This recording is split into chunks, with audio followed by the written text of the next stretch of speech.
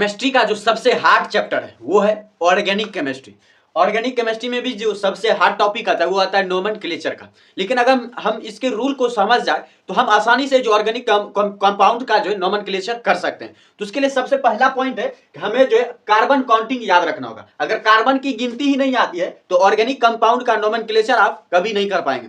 इसलिए जरूरी होता है सबसे पहला काउंटिंग करने आना, कार्बन की काउंटिंग। जिस तरह गणित में अगर आपको 1 2 ही ना आता हो तो क्या आप जोड़ पाएंगे, क्या आप गुना कर पाएंगे, क्या भाग कर पाएंगे? तो पूरा गणित जो डिपेंड करता है वो डिजिट्स पर ही करता है, काउंटिंग पर ही करता है। अगर आपको काउंटिंग ही याद नहीं हो तो आप गणित कभी सॉल्व नहीं कर पाएंगे, आपको गणित आएगा नहीं। तो गणित का जो जड़ है वो है काउंटिंग। उसी तरह नोमेनक्लेचर ऑफ ऑर्गेनिक कंपाउंड की जो जड़ है वो है कार्बन काउंटिंग। यहीं से शुरू होता है नोमेनक्लेचर की दुनिया ऑर्गेनिक कंपाउंड्स के।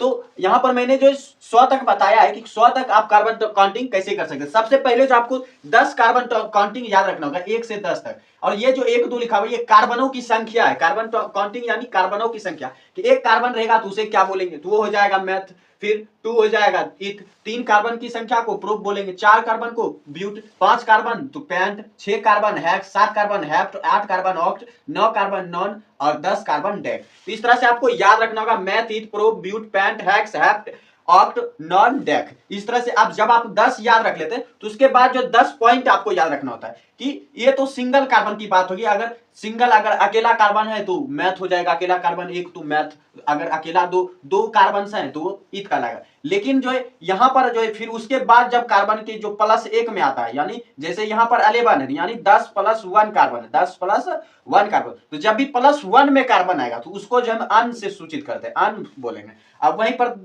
+2 से अगर शुरू होगा 10 + 2, जैसे 12 को हम लिख सकते हैं 10 + 2, ये डू से शुरू होगा, यानी फिर जो 2 + 2 कार्बन जो है वो डो काला जाएगा। फिर 10 + 3 तो +3 यहाँ पर जो है टेट्रा हो जाएगा। फिर 4 + 4 कार्बन ब्यूटा हो जाएगा, +5 कार्बन पेंटा हो जाएगा, +6 कार्बन हेक्सा हो जाएगा। तो इस तरह से जो होता है हेक्सा, हेप्टा, ऑक्टा, नोना। तो इस तरह से आपको 9 अलग कार्बन भी याद रखने होते हैं, वो भी प्लस में। तो उसके बाद जो है आपको याद रखने की जरूरत नहीं पड़ती, बल्कि आप जो है आसानी से बना सकते हैं। जैसे आप जो है याद रखें, अगर 11 का हमें बनाना हो तो 11 को तो हमें सबसे पहले लिखना है 10 + 1। क्या लिखना है? 10 + 1।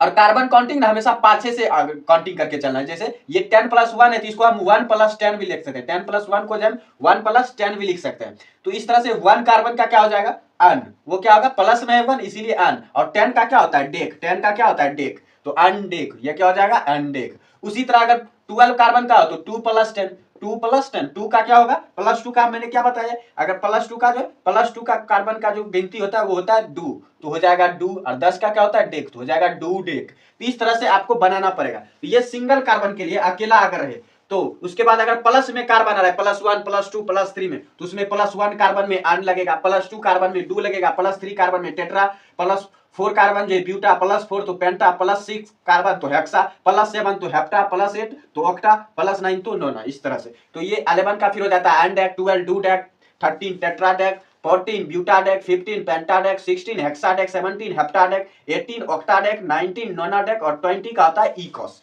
अब फिर जो है यहाँ पर जैसे 10 तो डेक को लेकर चले थे, अंतिम में डेक कर। उसी तरह अगर 20 को बढ़ाना हो तो 1 + 20, 2 + 20, तो 1 का क्या होता है? +1 कार्बन का क्या होता है? अन होता है। और 20 का क्या है? तो इकॉस, तो अनइकॉस। 21 कार्बन का क्या हो जाएगा? अगर कार्बनों की संख्या 21 हो तो क्या हो जाएगा? उसका हो जाएगा अनइकॉस, अनइकॉस। उसी तरह 22 कार्बन का हो तो डू का क्या होता है? +2 कार्बन को क्या लिखते हैं? डू, तो डू। और 20 का क्या होता है? 20 कार्बन का काउंटिंग क्या होता है? इकॉस, तो डू इकॉस हो जाएगा। तो इस तरह से जो है 2 +, 3 + करके जो है बाकी के कार्बन का बना सकते हैं। बस हमें याद जो रखना है वो 20, 30, 40, 50, 60, 70, 80, 90, 100 का याद रखना होता है। तो आप 20 का सीख गए, 20 का क्या होता है? इकॉस। उसी तरह जो है 21, 22, 23 का बना सकते हैं, 1 + 20, 2 + 20, 3 + 20 करके। उसके बाद 30 का क्या होता है? ट्राइकॉन। 30 का होता है ट्राइकॉन। फिर 40 का होता है टेट्राकॉन। 50 का होता है पेंटाकॉन। 52 का, 51 का तो 1 + 50, 2 + 50 करके निकाल सकते हैं। 1 + 1 कार्बन होता है अन, और 50 का होता है पेंटाकॉन। इस तरह से 51 का हो जाएगा अन पेंटाकॉन। इस तरह से आप बना सकते हैं। तो 6 बस याद जो रखना है 20, 30, 40, 50, 60, 70, 80, 90, 100 का याद रखना है। तो 60 का होगा हेक्साकॉन, 70 का होगा हेप्टाकॉन, 80 का होगा ऑक्टाकॉन, 90 होगा नोनाकॉन और 100 का होगा हेक्ट। 100 होता है हेक्ट। उसी तरह मैंने एक यहाँ पर एग्जांपल दिया है 132 का, वहां पर लिखा हुआ है कि डू ट्राई डू ट्राई क्वांटा हेक्ट। तो 122 को 1 कैसे लिख सकते हैं, हम पाछे से जोड़ना शुरू करेंगे। पाछे से कैसे, 2 + 30 + 100, 2 + 30 + 100, 132 को हम इस तरह से लिख सकते हैं पाछे से जोड़ के। तो 2 + 30 + 100, तो 2 का क्या होता है, डू +2 है, +2 कार्बन है इसीलिए 2 हो जाएगा। 30 का क्या होता है, ट्राई क्वांटा, 30 का होता है ट्राई क्वांट, 30 का होता है ट्राई क्वांट। अब 100 का क्या होता है, हेक्ट, 100 का होता है हेक्ट। अब इस दोनों वर्ड को मिलाने के लिए जो बीच में एक ए जोड़ देते हैं, इसलिए ये हो जाता है 132 का हो जाएगा डू ट्राई क्वांटा। उसी तरह अगर 33 का बोला जाए तो 3 + 30 + 100, 3 + 30 + 100, तो 3 + 3 कार्बन का क्या होता है, +3 कार्बन का होता है टेट्रा, तो यहां पर हो जाएगा टेट्रा। फिर यहां पर जो है जाएगा टेट्रा, तो फिर 30 का क्या होता है, ट्राई क्वांटा, ट्राई क्वांटा। और यहां पर जो है 100 का क्या होता है, हेक्ट, हेक्ट हो जाएगा, और ए हमने पहले ही लगा दिया, तो टेट्रा ट्राई क्वांटा हेक्ट, इस तरह से 133 का हो जाएगा। इस तरह से जो आप कार्बन काउंटिंग कर सकते हैं। तो आपको जो मेन जर है आपको याद रखना है 1 से 10 तक, उसके बाद 20 30 40 50 60 70 80 90 100 का, और उसके बाद +1 कार्बन में क्या होता है, +1 कार्बन में यूज अन करते हैं, +2 कार्बन में डू यूज करते हैं, +3 कार्बन में टेट्रा यूज करते हैं, +4 में ब्यूट यूज करते हैं, +5 कार्बन में पेंटा यूज करते हैं, +6 कार्बन में हेक्सा, +7 में हेप्टा, +8 कार्बन में ऑक्टा, +9 में नोना। तो इस तरह से आप याद रख सकते हैं।